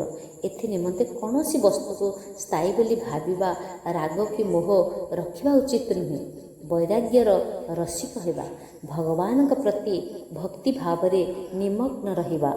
ଗୋକର୍ଣ୍ଣ କହିଲେ, ସଂସାରର ମୋହ ତ୍ୟାଗ ନ କରିବା ପର୍ଯ୍ୟନ୍ତ ଭକ୍ତି କେବେ ବି ହୁଏ ନାହିଁ। ଆମେ ଭଗବାନଙ୍କର ମୋହ ରଖିବା ଆବଶ୍ୟକ। ଏଇ ଦେହ ଆମର ତ ନୁହେଁ, କାରଣ ଏହାକୁ ଆମେ ସବୁଦିନ ରଖିପାରିବାନି। ଯେତେବେଳେ ନିଜ ଦେହ ସୁଦ୍ଧା ନିଜର ହୋଇ ନ ସାରିଲା, ସେତେବେଳେ ଅନ୍ୟ କେହି ନିଜର ହେବେ କେମିତି? ହେ ପିତୃଦେବ, ଏବେ ବହୁତ ସମୟ ବ୍ୟତୀତ ହୋଇଯିବା ପରେ ଆଉ ଅଳ୍ପ ମାତ୍ର ବାକି ରହିଛି। ଗଙ୍ଗା କୂଳକୁ ଯାଇ ଈଶ୍ୱର ସେବା ଧ୍ୟାନରେ ମନୋନିବେଶ କରନ୍ତୁ। ମନକୁ କୃଷ୍ଣ ଲୀଳା କଥାରେ ଲଗେଇ ଦିଅନ୍ତୁ। କୃଷ୍ଣ ଭାବନା ରଖିଲେ ପରିବର୍ତ୍ତନ ସ୍ୱତଃ ଆସିଯିବ। ସେବା ଆଉ ସତ୍କର୍ମ ସମୟରେ ପରଦୋଷ ଦର୍ଶନ ବିଘ୍ନ ସୃଷ୍ଟି କରେ। ଏଣୁ ପରଦୋଷ ଦର୍ଶନକୁ ପରିତ୍ୟାଗ କରିଦିଅନ୍ତୁ। ପରମାତ୍ମାଙ୍କର ଆଶ୍ରୟ ନେଇକି ପରମାତ୍ମାଙ୍କ ଅଭିମୁଖେ ଯାତ୍ରା କରନ୍ତୁ। ଏହି ସଂସାର, ପୁତ୍ର, କନ୍ୟା, ପତ୍ନୀ, ଧନ, ବୈଭବ, ଏଥିରୁ ମମତାକୁ ପରିତ୍ୟାଗ କରନ୍ତୁ। ଏ କେହି ବି ନିଜର ନୁହନ୍ତି। ହେ ପିତୃଦେବ, ଏବେ ଆପଣ ଭଗବାନଙ୍କର ଆଶ୍ରୟ ହେଲେ ଭଗବାନମୟ ଜୀବନ ଅତିବାହିତ କରନ୍ତୁ। ଭଗବାନମୟ ଜୀବନ ପାଇଁ ଧ୍ୟାନ, ଜପ, ପାଠ ଆଦି ଆବଶ୍ୟକ ପଡ଼ୁଛି। ପୁଅ ଗୋକର୍ଣ୍ଣଙ୍କ ଠାରୁ ଏପରି ଉପଦେଶ ପାଇ ପିତା ଆତ୍ମଦେବ ଗଙ୍ଗା କୂଳକୁ ଚାଲି ଆସିଲେ। ଉତ୍ତମ ପାଠର 6ଟା ଅଙ୍ଗ କହିଛନ୍ତି। ତାହା ହେଉଛି କ'ଣ ନା, ମଧୁରତା, ସ୍ପଷ୍ଟ ଅକ୍ଷର ଉଚ୍ଚାରଣ, ପରିଚ୍ଛେଦର ଧ୍ୟାନ, ଧୀରଜ, ଲୟ, ସାମର୍ଥ୍ୟ ଓ ମଧୁର କଣ୍ଠ। ପାଠ ଶାନ୍ତ ଚିତ୍ତରେ କରିବା ଉଚିତ। ପାଠକୁ ନ ବୁଝି ଅତିଶୟ ଶୀଘ୍ରତାର ସହିତ ପଠନ କରିବା ଉଚିତ ନୁହେଁ। ଆତ୍ମଦେବ ଗଙ୍ଗା କୂଳକୁ ଆସିଲେ। ଭଗବାନଙ୍କର ମାନସୀ ସେବାରେ ଲାଗିଗଲେ। ଏକାନ୍ତରେ ବସି ମନକୁ ଏକାଗ୍ର କରିବାରେ ଲାଗିଲେ। ଚଞ୍ଚଳ ମନକୁ ବିବେକ ରୂପୀ ବୋଧ ଦ୍ୱାରା ସ୍ଥିର କରି ଧ୍ୟାନମଗ୍ନ ରଖିବା ଉଚିତ। ମନର ଧାରା ଅବିଚ୍ଛିନ୍ନ ରଖିବା ଆବଶ୍ୟକ। ଏଣୁ ତେଣୁ ଚିନ୍ତା କଲେ ମନ ଛିଣ୍ଡିଯାଏ, ଛିନ୍ଭିନ୍ ହେଇଯାଏ। ତେବେ ଦର୍ପଣରେ ଯଦି ଫାଟି ଯାଇଛି, ମୁହଁ କେବେ ଦେଖାଯିବ କି? ଦେଖାଯିବନି। ଦର୍ପଣରେ ମଇଳା ଲାଗିଯାଇଛି, ମୁଖ ଦେଖାଯିବ କି? ଦେଖାଯିବନି। କିନ୍ତୁ ମନର ମଇଳାକୁ ଦୂରୀଭୂତ କଲେ ହୃଦୟ ସିଂହାସନରେ ପରମାତ୍ମାଙ୍କର ସେହି ଲାସ୍ୟ ମୁଖର ଦର୍ଶନ ହୋଇପାରିବ। ଉଚ୍ଚ ସ୍ୱରରେ ଜପ ପାଠ କଲେ ମନ ଏକାଗ୍ର ହୁଏ, ନିରୋଧ ହୋଇଯାଏ। ମନ ବିକ୍ଷିପ୍ତ ହୋଇଯାଇଛି, ଧୀରେ ଧୀରେ ବସିକରି ମନେ ମନେ ଜପ କଲେ ମନ ଭିତରେ ପ୍ରବେଶ କରେ ଆସୁରି ଭାବ। ତେଣୁ ସମସ୍ତ ଇନ୍ଦ୍ରିୟକୁ ପୁରା ଖୋଲା କରିଦେଇକି ହୃଦୟ ସିଂହାସନରେ ଭଗବାନଙ୍କୁ ବଡ଼ ପାଟିରେ ଜପ କରିବାକୁ ପଡ଼ିବ। ଜପ କରିବା ଦ୍ୱାରା କ'ଣ ହେବ ନା, ପାଟି ଜପ କରୁଥିବ, କାନ ଶୁଣୁଥିବ, ଆଖିରେ ଗୋଟିଏ ରୂପକୁ ପୁରା ସ୍ଥିର କରିଥିବ। ତେବେ କ'ଣ ହେବ ନା, ମନଟା କିଛି ସମୟ ପରେ ଶାନ୍ତ ହୋଇଯିବ। ସେଇ ମନ୍ତ୍ରକୁ ଶୁଣୁ ଶୁଣୁ ସେ ରୂପକୁ ଦେଖୁ ଦେଖୁ ତା'ର ଆଖି ସାଧାରଣ ଭାବରେ ମୁଜି ହୋଇଯିବ, ଅନ୍ତର୍ଚକ୍ଷୁକୁ ପ୍ରବେଶ କରିବ, ମନ ଶାନ୍ତ ହୋଇଯିବ, ବୁଦ୍ଧି ସ୍ଥିର ହୋଇଯିବ। ଶୁଦ୍ଧ ଅନ୍ତଃକରଣରେ ହୃଦୟରେ ପରମାତ୍ମାଙ୍କର ସେ ହାସ୍ୟ ମୁଖ ଦର୍ଶନ ହେବ, ଆନନ୍ଦ ଅନୁଭବ ହେବ। ତେଣୁ ଆତ୍ମଦେବ ସତତ ଭଗବତ ଧ୍ୟାନରେ ତନ୍ମୟ ରହିଲେ। ନିବୃତ୍ତିରେ ସତତ ସତ୍କର୍ମ ହେବା ଉଚିତ, ଅନ୍ୟଥା ନିବୃତ୍ତିରେ ମଧ୍ୟ ପାପ ଉତ୍ପନ୍ନ ହୋଇଥାଏ। ଆତ୍ମଦେବ ଦଶମ ସ୍କନ୍ଦ ପାଠ କରିବାରେ ଲାଗିଲେ। ପ୍ରତ୍ୟହ ଏହା ପାଠ କରିବା ଦ୍ୱାରା ସତରେ ସେ ଜଣେ ଦେବ ହୋଇଗଲେ। ତ ଭାଗବତରେ ଯିଏ ଆଶ୍ରୟ ନିଏ ସେ ଭଗବାନ ହୋଇଯାଏ। ପରମାତ୍ମା ଏପରି ମଣିଷକୁ ନିଜଠାରୁ ଅଧିକ ବଡ଼ କରନ୍ତି। ପରମାତ୍ମାଙ୍କର 2ଟି ସ୍ୱରୂପ ଅଛି। ଗୋଟିଏ ହେଉଛି କ'ଣ, ଅର୍ଚ୍ଚନା ସ୍ୱରୂପ, ଅନ୍ୟଟି ହେଉଛି ସ୍ୱରୂପ। ତ ଶ୍ରୀମଦ୍ ଭାଗବତ ମହାତ୍ମ୍ୟ ବା ମହାପୁରାଣ ହେଉଛନ୍ତି ଭଗବାନଙ୍କର ନାମ ସ୍ୱରୂପ। ବିବିଧ ସାମଗ୍ରୀରେ ଯେଉଁ ପୂଜା ହୁଏ ତାହା ହେଉଛି ଅର୍ଚ୍ଚନା ସ୍ୱରୂପ। ନାମ ସ୍ୱରୂପ ବିନା ସ୍ୱରୂପ ପୂଜା ଫଳବତୀ ହୁଏନି। ସ୍ୱରୂପ ପୂଜା ଠିକ୍ ଭାବରେ ମଧ୍ୟ ହୁଏନି। ଏହାର କାରଣ କ'ଣ ହେଉଛି ଜାଣନ୍ତି? ମନର ଶୁଦ୍ଧି ହୁଏନି। ମନର ଶୁଦ୍ଧି ବିନା ସ୍ୱରୂପ ପୂଜା ବା ସେବାରେ ଆନନ୍ଦ ମିଳେନି।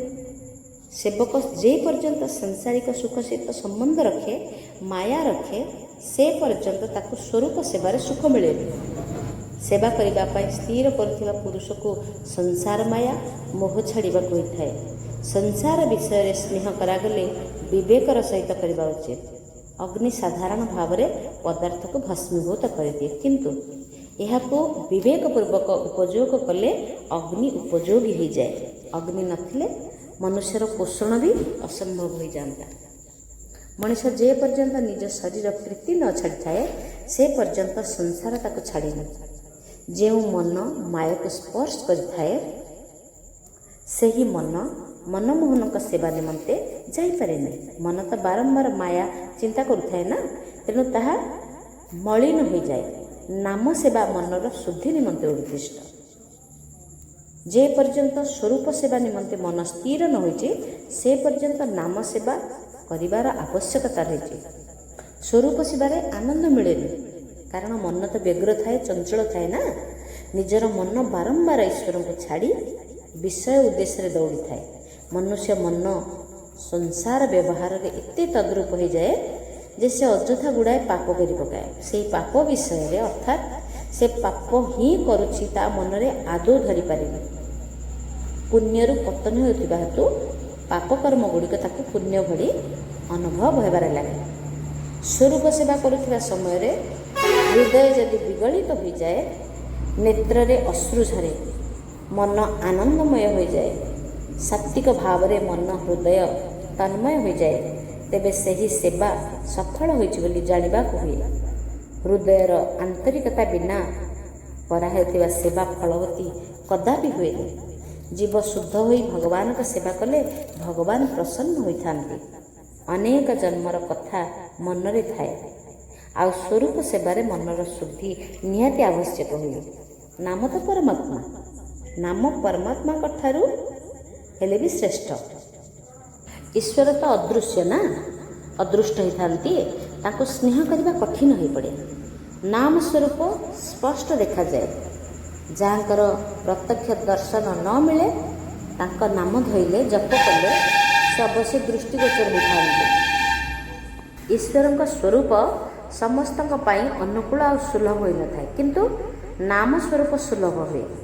ଜ୍ଞାନୀ ପୁରୁଷ ନାମରେ ନିଷ୍ଠା ରଖନ୍ତି ଆଉ ସେମାନେ ନାମର ଆଶ୍ରୟ ନିଅନ୍ତି। ସ୍ପଷ୍ଟ ରୂପେ ମନରେ ଧାରଣ କରିବା ଉଚିତ ଯେ ନାମ ହେଉଛି ଗୋଟେ ଈଶ୍ୱରଙ୍କର ସ୍ୱରୂପ, ମାଧ୍ୟମ। ଶ୍ରୀରାମ ତାଙ୍କ ଜୀବନକାଳ ମଧ୍ୟରେ ମାତ୍ର କେତେକ ଜୀବଙ୍କୁ ଉଦ୍ଧାର କରିଥିଲେ, କିନ୍ତୁ ତାଙ୍କର ନାମ ଅନେକ ଉଦ୍ଧାର ହୋଇଛନ୍ତି। ଶ୍ରୀକୃଷ୍ଣ ଯେତେବେଳେ ପୃଥିବୀରେ ବିରାଜମାନ ଥିଲେ ସେତେବେଳେ ଯେତେ ଜୀବଙ୍କର ଉଦ୍ଧାର ହୋଇଥିଲା ତାଠାରୁ ଅନେକ ଗୁଣିତକ ଲୋକ ତାଙ୍କର କେବଳ ନାମ ଜପ କରି ସଂସାର ସାଗରରୁ ଉଦ୍ଧାର ବି ପାଇଯାଇଛନ୍ତି। ନାମୀଠାରୁ ନାମ ହିଁ ଶ୍ରେଷ୍ଠ। ତ ସବୁଠାରୁ ବଡ଼ ପାପ କ'ଣ ଜାଣନ୍ତି? ଈଶ୍ୱରଙ୍କର ନାମ ପ୍ରତି ନିଷ୍ଠାର ଅଭାବ। ପୁଣ୍ୟ କ'ଣ ଜାଣନ୍ତି? ଈଶ୍ୱରଙ୍କର ନାମ ପ୍ରତି ନିଷ୍ଠା ଭାବ। ନାମ ସାଧନ ଅତି ସରଳ ହୋଇଥାଏ। ଶ୍ରୀମଦ୍ ଭାଗବତ ମହାପୁରାଣ ହେଉଛନ୍ତି ଭଗବାନଙ୍କର ନାମ ସ୍ୱରୂପ। ଶ୍ରୀମଦ୍ ଭାଗବତର ଆଶ୍ରୟ ନେବା ଉଚିତ। ଯିଏ ଭାଗବତକୁ ଆଶ୍ରା କରେ ସେ ଭଗବାନ ହୁଏ। ଆତ୍ମଦେବ ଭାଗବତକୁ ଆଶ୍ରା କରି ନିଷ୍ଠାର ସହିତ ଦଶମ ସ୍କନ୍ଦ ପାଠ କରୁଥିଲେ। କେବଳ ଦଶମ ସ୍କନ୍ଦ ପାଠ କରି ତାକୁ ବି ମୁକ୍ତି ମିଳିଯାଇଥିଲା। ଯଦି ସଂସ୍କୃତରେ ଜ୍ଞାନ ଅଛି ତେବେ ପ୍ରତିଦିନ ଦଶମ ସ୍କନ୍ଦ ବିଷ୍ଣୁ ସହସ୍ରନାମ ଶିବ ମହିମ୍ନ ସ୍ତୋତ୍ର ପାଠ କରିବା ଉଚିତ। ପାଠ ଅର୍ଥ ବୋଧ ସହିତ କରିବା ଉଚିତ। ଅର୍ଥ ଜ୍ଞାନ ବିନା ଯାହା ପାଠ କରାଯାଏ ତାହା ହେଉଛି ଅଧମ ପାଠ, ନୀଚ ଧରଣ। ଭଗବାନ ଶୀଘ୍ର ପ୍ରାପ୍ତ ହୁଅନ୍ତିନି, ସେ ଶୀଘ୍ର କୃପା ବି କରନ୍ତିନି। ଏହାର କାରଣ କ'ଣ ଜାଣନ୍ତି? ତାହା ହେଲା ଆମେ ତାଙ୍କ ପାଇଁ ଅଧିକ କଷ୍ଟ କରୁନାହିଁ। ଭଗବାନଙ୍କ କୃପା ପାଇବା ପାଇଁ ଆମେ କଷ୍ଟ ସ୍ୱୀକାର କରିବା ଉଚିତ। ଯିଏ ସ୍ୱ ଇଚ୍ଛାରେ କଷ୍ଟ ସହ୍ୟ କରେ ତାକୁ ଯମ କଷ୍ଟ, ଦୁଃଖ କଷ୍ଟ କେବେ ବି ଦେଇପାରେନି। ଆତ୍ମଦେବ ଏକ ଆସନରେ 8-10 ଘଣ୍ଟା ବସିବାରେ ଲାଗିଲେ। ଶାନ୍ତ ଚିତ୍ତରେ ଆସନରେ ବସିବା ଉଚିତ। ଜ୍ଞାନୀମାନେ ସମାଧିସ୍ଥ ହେଲେ ଯେଉଁଭଳି ଆନନ୍ଦ ପାଆନ୍ତି, ଶ୍ରୀମଦ୍ ଭାଗବତ କଥା ଶ୍ରୋତା ଠିକ୍ ସେହିଭଳି ଆନନ୍ଦ ପାଇଥାଏ। ଯେଉଁ ଲୀଳା କଥା ଶ୍ରୋତା ଶୁଣେ ତାହା ପ୍ରତ୍ୟକ୍ଷରେ ହେଉଛି ବୋଲି ଶ୍ରୋତା ମନେ କଲେ ପ୍ରଚୁର ଆନନ୍ଦ ପାଏ। ଶ୍ରୋତା ଭାବିବା ଆବଶ୍ୟକ ଯେ ତା ମନ ଈଶ୍ୱରଙ୍କ ସହିତ ତଦାକାର ହୋଇଯାଉଛି। ଦୃଶ୍ୟରୁ ଦୃଷ୍ଟି ଅପସୃତ ହୋଇଗଲେ ଯଦି ଦୃଶ୍ୟଟି ମନ ମଧ୍ୟରେ ସ୍ଥିର ରୂପେ ରହେ ତେବେ ମନର ନିରୋଧ ହେବ, ଆମେ ଆନନ୍ଦ ବି ପାଇପାରିବା। ତ ଗୋକର୍ଣ୍ଣ ଭାବିଲେ ସେ ଯଦି ଧୁନ୍ଦୁକାରୀ ସହିତ ରୁହନ୍ତି ତେବେ ତାଙ୍କର ବ୍ୟବହାର ଧୁନ୍ଦୁକାରୀ ଭଳିଆ ହେବ, ପରୋକ୍ଷରେ ପ୍ରଭାବିତ ହୋଇପାରେ। ତେଣୁ ସେ ଏକାନ୍ତ ଅରଣ୍ୟକୁ ଚାଲିଗଲେ। ଧୁନ୍ଦୁକାରୀ ଗଣିକାକୁ ଖୁସି ଏବଂ ପ୍ରସନ୍ନ ରଖିବାକୁ ଯାଇ ଚୋରି କରିବାରେ ଲାଗିଲା। ନିଜର ବାପ ସମ୍ପତ୍ତି ଦେଲା, ନିଜେ ପରିଶ୍ରମ କରିକି ଦେଲା, ଶେଷକୁ କ'ଣ କଲା ନା ଗଣିକାକୁ ଆନନ୍ଦ ଦେବା ପାଇଁ ଚୋରି ବି କଲା। ଏଠାରେ ସୂତ ସମସ୍ତ ଶ୍ରୋତାମାନଙ୍କୁ ସାବଧାନ କରିଦେଉଛନ୍ତି। କ'ଣ ନା ଜୀବ ହେଉଛି ପ୍ରତ୍ୟେକ ଇନ୍ଦ୍ରିୟଙ୍କର ସ୍ୱାମୀ, କିନ୍ତୁ ଇନ୍ଦ୍ରିୟମାନେ ଜୀବ ଉପରେ ପ୍ରଭୁତ୍ୱ ବିସ୍ତାର କଲେ ଆଉ ମନୁଷ୍ୟ ଇନ୍ଦ୍ରିୟର ଅଧୀନସ୍ଥ ହୋଇଗଲେ ଜୀବର ଜୀବନ କଳୁଷିତ ହୋଇଯାଏ, ପାପ ପଙ୍କିଳରେ ପଡ଼ିଯାଏ, ସୁଖ ଦୁଃଖରେ ଜଡ଼ିତ ହୋଇଯାଏ। ତା ମନ ଯଦି ଈଶ୍ୱରଙ୍କ ସହିତ ମୈତ୍ରୀତା କରେ ତେବେ ଜୀବ ସୁଖୀ ହୋଇଯାଏ। ଈଶ୍ୱରଙ୍କ ଠାରୁ ଅଲଗା ହୋଇଗଲେ ସେ ଦୁଃଖୀ ହୋଇଯାଏ। ଯେ ପର୍ଯ୍ୟନ୍ତ ଈଶ୍ୱରଙ୍କର ସାନ୍ନିଧ୍ୟରେ ଅଛି ସେ ଆନନ୍ଦ ସ୍ୱରୂପରେ ଅଛି, ପ୍ରେମରେ ଅଛି, ଭାବତରଙ୍ଗରେ ଅଛି, ନିଷ୍ଠାରେ ଅଛି। ତ ଧୁନ୍ଦୁକାରୀ ଅନିଷ୍ଟ ମାର୍ଗରେ ଅର୍ଥ ସଂଗ୍ରହ କରୁଥିଲା, ଅର୍ଥ ଉପାର୍ଜନ କରିବାରେ ଲାଗିଲା। ସେ ରାଜା ଘରେ ଚୋରି କରିବା ପାଇଁ ପଶିଲା, ବହୁ ମୂଲ୍ୟବାନ ଆଭୂଷଣ ବି ଆଣିଲା, ଅଳଙ୍କାର ବି ଚୋରି କଲା, ଆଉ ସେ ସବୁକୁ ଆଣିକି ଗଣିକାକୁ ଦେଲା। ଗଣିକା ମାନେ ଅତି ମୂଲ୍ୟବାନ ରାଜକୀୟ ଅଳଙ୍କାର ବି ପାଇଲେ। ଭାବିଲେ ଯଦି ଧୁନ୍ଦୁକାରୀ ଜୀବିତ ରହେ ତେବେ ସେମାନେ ଦିନେ ନା ଦିନେ ତ ଧରା ପଡ଼ିଯିବେ ନା। ସେମାନେ ଥରେ ରାଜକର୍ମଚାରୀଙ୍କ ହାତରେ ଧରା ପଡ଼ିଲେ, ପାଇଥିବା ସମ୍ପତ୍ତି ହରାଇବାକୁ ବି ପଡ଼ିଥିଲା, ରାଜଦଣ୍ଡ ମଧ୍ୟ ଭୋଗ କରିବାକୁ ପଡ଼ିଥିଲା। ତେଣୁ ସମୟ ଥାଉ ଥାଉ ଧୁନ୍ଦୁକାରୀକୁ ଆମେ ପ୍ରାଣରେ ମାରିଦେବା ଉଚିତ, ଏପରି ସ୍ଥିର କଲେ। ସେମାନେ ଦିନେ ଧୁନ୍ଦୁକାରୀକି ଦଉଡ଼ିରେ ବାନ୍ଧି ପକାଇଲେ ଆଉ ଫାଶୀ ଦେଇଦେଲେ। ଫାଶୀ ହେବା ପରେ ଧୁନ୍ଦୁକାରୀ ମଲାନି। କାହିଁକି ନା ଅତି ପାପୀକୁ ମୃତ୍ୟୁ ମଧ୍ୟ ଶୀଘ୍ର ନିଏନି, ଛଟପଟ କରାଏ। ଗଣିକାମାନେ ଜଳନ୍ତା ନିଆଁ ଆଣିଲେ, ଧୁନ୍ଦୁକାରୀ ମୁହଁରେ ପୂରେଇ ଦେଲେ, ତାକୁ ମାରିଦେଲେ। ଏପରି କଷ୍ଟ ସେ ପାଇଲା, ଏପରି ଯେଉଁ କଷ୍ଟ ସେ ବାପା ମାଆଙ୍କୁ ଦେଇଥିଲା ତାଠାରୁ ଅଧିକ କଷ୍ଟ ମଧ୍ୟ ପାଇଲା। ଜୀବ ଯେତେବେଳେ ଅତିଶୟ ଯନ୍ତ୍ରଣାରେ ଛଟପଟ ହେବାରେ ଲାଗେ ନା, ତାକୁ ବହୁତ କଷ୍ଟ ହୁଏ। ଧୁନ୍ଦୁକାରୀ ଏପରି ମରିଯିବା ପରେ ଗଣିକାମାନେ ଗୋଟିଏ ଗାତ କଲେ, ଗାତ ଖୋଳି ଦେଇକି ସେଇ ଶବକୁ ପୋତି ଦେଲେ। ସେମାନେ ଧୁନ୍ଦୁକାରୀର ଅଗ୍ନି ସଂସ୍କାର ସୁଦ୍ଧା କଲେନି। ସତରେ ସ୍ତ୍ରୀମାନେ କେଡ଼େ ଦୁଃସାହସୀ, କେଡ଼େ ଚଳଚଞ୍ଚଳା, କେତେ ନିଷ୍ଠୁରା। ଧୁନ୍ଦୁକାରୀକୁ କେହି ଲୋକ ଖୋଜିବାକୁ ଆସିଥିଲେ ସେମାନେ କୁହନ୍ତି, ଆମେ ପ୍ରିୟତମ ଧନ ପାଇଁ ଦୂରଦେଶକୁ ଯାଇଛନ୍ତି, ବରଷ ଭିତରେ ନିଶ୍ଚୟ ସେ ଫେରି ଆସିବେ। ଯେ କେମିତି ନା ଶ୍ରୀମଦ୍ ଭାଗବତ ମହାତ୍ମ୍ୟରେ ଆମର ପଞ୍ଚମ ଅଧ୍ୟାୟର 14 ଶ୍ଲୋକରେ ଗୋଟେ ସୁନ୍ଦର ଶ୍ଲୋକରେ କହିଛନ୍ତି, କେତେ ଧୃତ, କେତେ ଦୁଃସାହସୀ ନିଷ୍ଠୁରା ନାରୀ। ସ୍ତ୍ରୀଣାଂ ନୈବ ତୁ ବିଶ୍ୱାସଂ ଦୁଷ୍ଟାନାଂ କରୟେଦ୍ ବୁଦ୍ଧଃ ବିଶ୍ୱାସେ ୟସ୍ଥିतो ମୂଢ଼ଃ ସ ଦୁଃଖେ ପରିଭୂୟତେ। ବୁଦ୍ଧିମାନ ପୁରୁଷ ଦୁଷ୍ଟ ସ୍ତ୍ରୀକୁ କଦାପି ବିଶ୍ୱାସ କରିବା ଉଚିତ ନୁହେଁ। ମୂର୍ଖମାନେ ଏପରି ବିଶ୍ୱାସ କରି ଗାତରେ ପଡ଼ନ୍ତି, ଅତି ଦୁଃଖ ଭୋଗ କରନ୍ତି।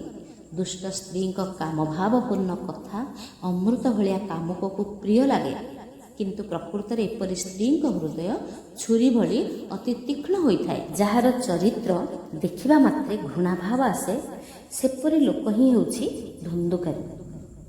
ଧୁନ୍ଦୁକାରୀ ନିଜକୁ କୁକର୍ମ ଯୋଗୁଁ ଭୟଙ୍କର ପ୍ରେତ ହେଲା। ପାପୀ ହିଁ ପ୍ରେତ ହୋଇଥାଏ। ପାପୀ ତ ଯମପୁରୀକୁ ସୁଦ୍ଧା ଯାଇପାରେନି, ସେ କେବଳ ପ୍ରେତ ହିଁ ହୋଇଥାଏ। ତେଣୁ ଆମେ ଆତ୍ମଦେବ ବ୍ରାହ୍ମଣଙ୍କର ଏହି ବିଷୟକୁ ଶାନ୍ତ ଭାବରେ ଶ୍ରବଣ କରିଲେ, ଯେଉଁଥିରେ କି ଭଗବାନଙ୍କର ଐଶ୍ୱକୃପା ପାଇବା ଆମକୁ ଅନନ୍ତ ଶିକ୍ଷା ମିଳିଲା। ଏଗୁଡ଼ାକ ଆଲୋଚନା କରିବା ଦ୍ୱାରା କ'ଣ ହେଲା ନା ଏ ପରିବେଶଟା ଶୁଦ୍ଧ ହୋଇଗଲା, ଆମ ମନ ସବୁ ସ୍ଥିର ହୋଇଗଲା, ବୁଦ୍ଧି ସ୍ଥିର ହୋଇଗଲା, ଅନ୍ତଃକରଣ ପବିତ୍ର ହୋଇଗଲା, ହୃଦୟ ସିଂହାସନରେ ପରମାତ୍ମାଙ୍କର ଆସୀନ ହୋଇଗଲା। ଆତ୍ମଦେବ ବ୍ରାହ୍ମଣ ଭଳି ନିଜ ଜୀବନକୁ ପରମାତ୍ମାଙ୍କ ନିକଟରେ, ଏହି ପିଣ୍ଡକୁ ପରମାତ୍ମା ବ୍ରହ୍ମାଣ୍ଡ ସ୍ୱରୂପରେ ସମର୍ପଣ କରିବା, ପିଣ୍ଡଦାନର ଫଳ ପାଇପାରିବା, ଭଗବାନଙ୍କର ସାନ୍ନିଧ୍ୟ ଲାଭ କରିପାରିବା। ତେବେ ଜୀବନରେ ଆମ ଏହି ଜନ୍ମର ଦିବ୍ୟତାକୁ ଅନୁଭବ କରିପାରିବା। ତେଣୁ ଆମ ବୁଦ୍ଧିକୁ ଶୁଦ୍ଧ କରିବା, ପ୍ରତ୍ୟେକ ସମୟରେ ଚିନ୍ତନ କରିବା ପରମାତ୍ମାଙ୍କର ପବିତ୍ର ନାମ, ତେବେ ନାମ ଆମକୁ ଅନନ୍ତ ସାଗରରୁ ଉଦ୍ଧାର କରିପାରିବ।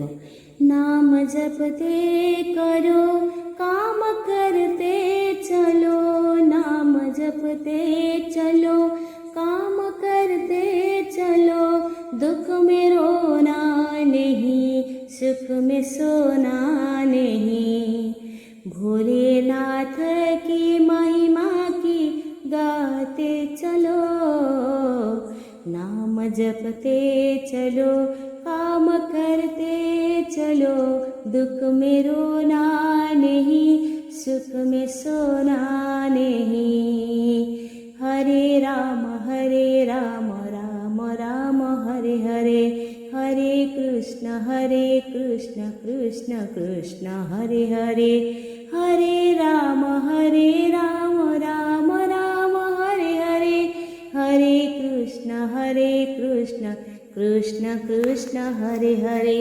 जगन्नाथ जगन्नाथ जगन्नाथ हरे हरे, बलभद्र मां सुभद्रा सुदर्शन हरे हरे, जगन्नाथ जगन्नाथ जगन्नाथ हरे हरे, बलभद्र मां सुभद्रा सुदर्शन हरे हरे, हरि बोल हरि बोल हरि बोल हरि बोल हरि बोल हरि बोल हरि बोल हरि बोल। ओम पूर्णमदः पूर्णमिदं पूर्णात् पूर्णमुदच्यते, पूर्णस्य पूर्णमादाय पूर्णमेवावशिष्यते। ओम शान्तिः शान्तिः शान्तिः। श्रीकृष्णार्पणमस्तु।